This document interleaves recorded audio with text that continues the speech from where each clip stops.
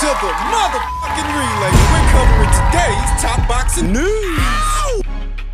Okay, we'll start with this. Former unified light flyweight 3-division champion Valle took to her social media and said, "We became the #1 with all 4 sanctioning body organizations worldwide, guaranteeing a mandatory fight. Time will tell if she gives me the rematch or vacates the titles. What do you think she'll do? Let me know in the comments." She's talking about Senicia Estrada. She's talking about pursuing a rematch with her. I remember a few months ago, hearing a blurb that Senicia would move up in weight, which I expected, and she would be facing unified champion Evelyn Bermudez. There ain't gonna be no Valle rematch. Their fight was a lot closer than I thought it would be. Going into the fight, I thought Senicia would blow her out, she'd win, and she did win, but it was a lot more competitive than I thought it would be. Yokasta was able to hold her own, and then some. There is a precedent for a second fight. However, given how Senicia looked in her last 1 or 2 fights, right?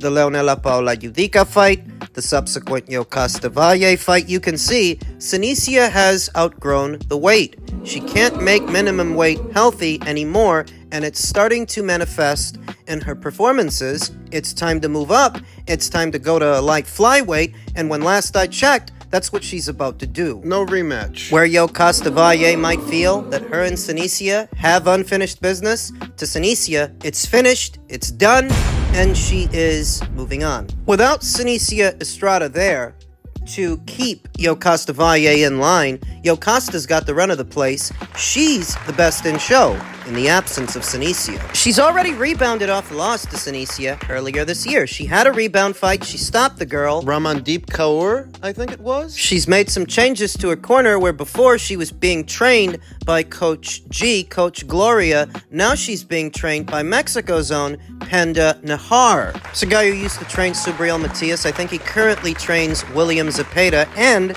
Yokasta Valle. Yokasta Valle.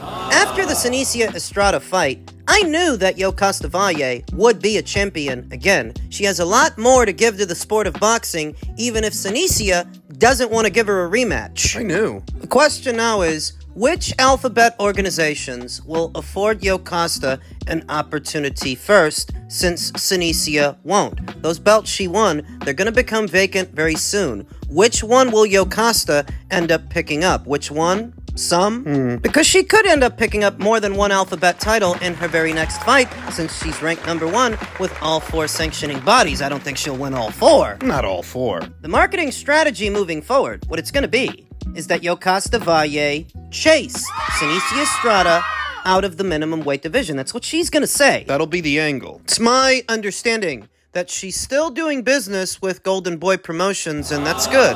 That's good for the minimum weight division, that she's still there and still has a major promotional outfit behind her, because that will help to bring opportunities and attention to the other fighters that are there. That at least one fighter in a division is with a major promotional outfit that has a major broadcast deal. It's good. Her biggest competition in the absence of Senicia Estrada would have to be a former champion like herself in Japan's own Tenkai Tsunami. Thing is, Tenkai Tsunami's about 40 years old.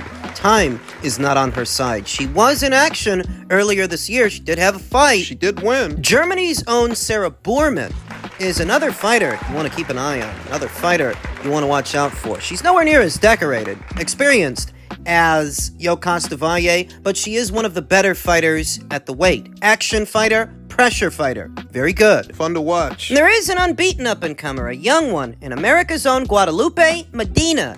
Seeing this fighter here and there, here and this and that, she's got a future. It'll be a while before this young fighter is ready to fight for a title, but she is yet another fighter you want to keep an eye on at this weight. The crux of it is, with Senicia Estrada moving up in weight and potentially vacating all the alphabet titles she won, Yokasta's got the run of the place. Yokasta's the best in show. Yokasta's in line to fight for not just one, not just some, but all 4 alphabet titles, and it's just the question of which one is she going to catch first.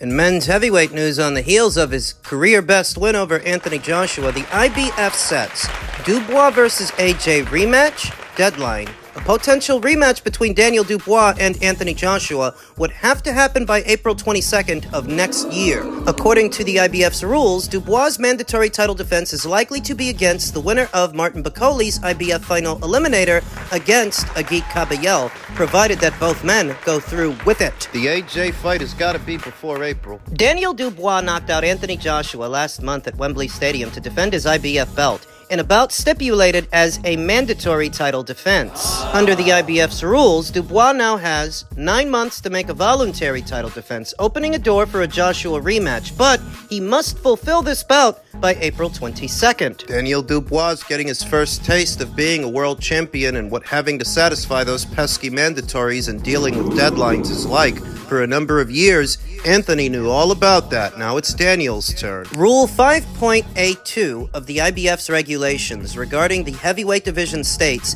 that all optional defenses, any and all other bouts by a champion shall be concluded at least 60 days prior to the date the champion's mandatory is due.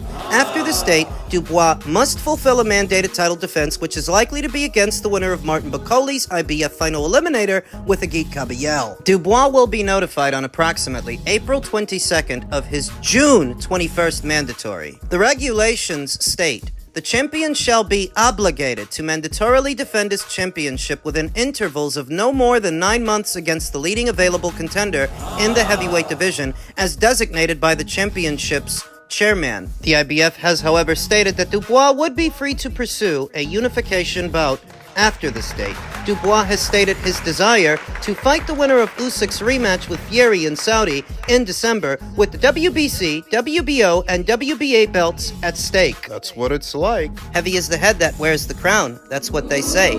Daniel now wears a piece of the heavyweight crown. Usyk's got the other 3. Though because he already fought Daniel and beat Daniel, he's widely regarded as the man to beat, the true heavyweight champion. Daniel wants revenge. He wants a rematch. Though before it becomes about a rematch with Alexander Usyk, it may become about a rematch with Anthony Joshua. That's the biggest money fight available to him at this time. No other fight like this fight pays out what this pays out. None. Now, Daniel was asked about an immediate rematch with Anthony Joshua, and he said that he was all for it. He wants to do even better in a second fight. He's willing to do it, but I'm getting a sense of apprehensiveness from Uncle Frank. As Frank Warren has said, the Daniel Dubois versus Anthony Joshua rematch is not certain to happen next. He, Dubois, will fight early next year. We are just looking at a few matches. I hope we get it done by next week, who he'll be facing. It may be AJ, it may not. It depends. But whatever happens, he'll be out. We'll see what happens with the AJ rematch. I have no problem with that fight. I'd have that fight all day long for him, and yet you're looking at other people. Why? The money is there, the window of opportunity is there, even the probability of victory. The way that Daniel beat this guy, he beat him in lopsided fashion, dropped him 3 times and stopped him. All before the midway point. If Anthony Joshua and his team are willing to go back in there with Daniel, why would Daniel and his team be looking at anybody else? I think that Frank has his reservations about giving Anthony another crack at the apple, because no matter what, he is an Olympic gold medalist. He is a 2-time unified heavyweight champion. He's been in more than one rematch situation, and at least once, he got revenge. I think Frank has his reservations about giving Anthony Joshua another crack at the apple, lest this turn out for Daniel how Hasim Rahman's rematch with Lennox Lewis turned out for him.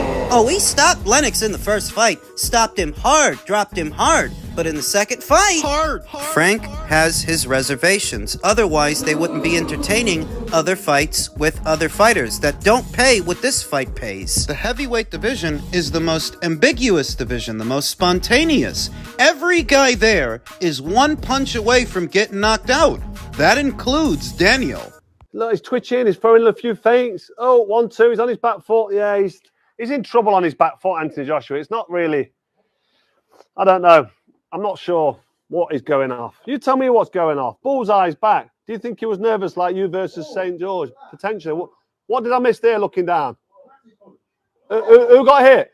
Oh, he walked into one. He's trying to tee off. Oh, he's walked into one and he's flat on his face. Anthony Joshua, he's face down on the canvas. I think his leg's doing a twitch. He was backing up Dubois and he has been absolutely spell code. He's all over the place. He's breakdancing on the floor. It's game over. He can't stand up. Daniel Dubois has just ironed out Anthony Joshua in style, and that is the launch of what I said a couple of years ago.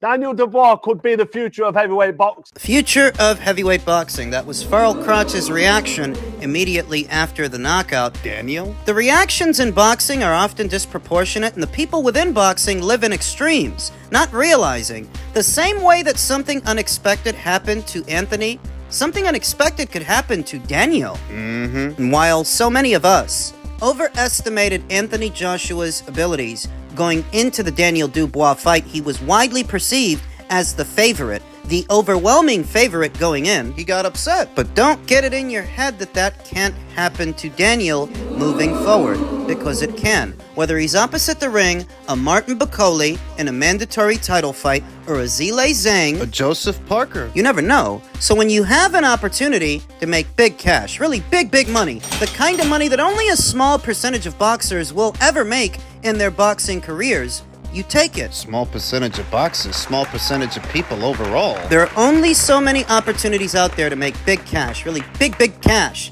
throughout your boxing career. And if it's to fight a guy that you beat easily in your last fight, then you take it. Because you're not immune. Because one day, what happened to him could happen to you. When it does, you want to have made as much money as you could have. Anthony won't be the favorite going in this time. Daniel will. And Daniel's the champion. Can get an even better split in the rematch. These kinds of opportunities, they're far and few in the sport of boxing. I understand Frank's reservations. Looking at other guys, maybe you don't want to give Anthony another crack at the apple. I beat us this time. Maybe. But you'd make more money losing to Anthony in a rematch than you'd make potentially losing to someone else. And in the heavyweight division, a loss is never really that far behind. If a loss is what you're worried about, and you're worried that you might lose to Anthony this time, better to him than somebody else. Remember, after your next fight, you're on the hook. You're gonna have to face the winner of Martin Bakole versus Kabayel. Whoever wins that fight is a credible threat to Daniel's reign as IBF champion. So, before you get there, go make a shitload of money. Go make a shitload of money. And all you gotta do is beat a guy that you already beat. Common sense. And if you lose making more money than you would have made fighting somebody else. Common sense. And so, the IBF have ordered a Martin Bakole versus Kabayel fight for a crack at the apple with Daniel. Assuming he stays champion after his next fight. The promoter of the 21-1 16 KO Bakole, already rated number 3 by the WBC and WBO, number 1 by way of the WBA, and fresh off a victory over Jared Anderson, insists the contest with Kabayel is one they would be willing to take. We love that fight, boxers Ben Shalom told Sky Sports. I think the only way we get it, a world title fight, is by forcing it to happen. I don't think anyone that's got a world title would want to risk it against Martin Bakole. He's number 1 with the WBA and top 5 with every alphabet organization. Soon, there will be nowhere to hide. Kabayel, 25-0 with 17 KOs, is also well placed among the alphabet rankings after consecutive victories over unbeaten Arslanbek Makhmudov and unbeaten Frankie Sanchez. It's a fight we've been talking about for some time. For me, the two most avoided heavyweights in the world, Shalom said. The IBF are notorious for enforcing their mandatories, so the best one for us to be involved with. We really fancy that fight. We're hoping to get it done for this year in December. We'll see what happens. There are only 2 months remaining in this year. Before we got here, there were preliminary talks of a potential Bakole versus Zhang fight. Those talks quickly devolved into a case of he said, she said. According to Martin Bakole, this is the story. Yo, what's up, man? You know what, guys? I came to give Zhang, Big Zhang, his shoes. Zhang ran away, forget his shoes in Congo. I'm in Congo right now, training hard for Big Zhang. And I just heard that the Zhang, he said no to the fight. And he forget his shoes. Big Zhang, come collect your shoes, man. Stop run away. I know your team is protecting you. They don't want you to get knocked out. So now I'm focused now on Kabayel. Kabayel, be ready. Thank you, big thank you to IBF for giving me this big opportunity. I'm looking forward to be a #1 next year. Big Kabayel, you're going to get it. Knockout. No one will run away from this. This is big machine, Martin Bakole. Knockout machine. The next and the future foreman. So next year is my year. Daniel Dubois, be ready. Joshua, he get knockout. Out of the line. Tyson Fury, Usyk, I'll be #1 next year. Thank you guys. See you later. Zhang Chang himself caught wind of these comments from Martin Bakole and took to his social media stating, "Although I was anticipating an offer to fight Bakole, my team has never received one. We learnt that he possibly was going in a different direction, so we are moving on to another opportunity, one that we have been working on for several months. Either way, this is an exciting time for heavyweight boxing, and I will have more news soon." According to Martin, Zhang ducked. According to Zhang, he was never offered anything. Martin is with Boxer, Zhang is with Queensbury. Make of that what you will. In any event, the IBF has ordered a fight between Martin Bakole and Agit Kabayel. So the question is, will Agit Kabayel go through with it? Martin seems to be in good spirits. He wants that fight, but does Agit? Here and now, that fight has not been finalized. It hasn't been officially announced.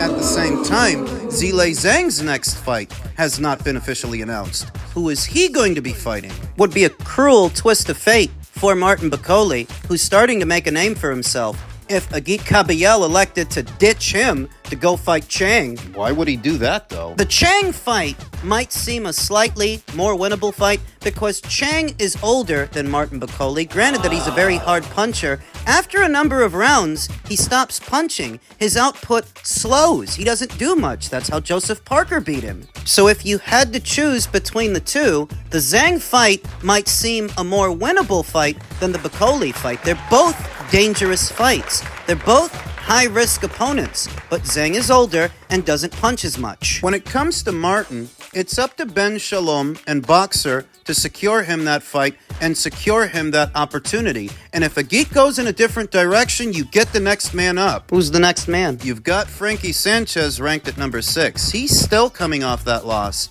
to Agit Kabayel. You've got Nigeria's own F.A. Ajagba ranked at #7. That's a possibility. That guy's not otherwise preoccupied with anything. Anthony Joshua's at #8, but he might be fighting Daniel again, so that rules him out. Felipe Govic at #9. Fighting Martin and beating Martin would be a chance at redemption for the Croatian sensation. We'll see what shakes out.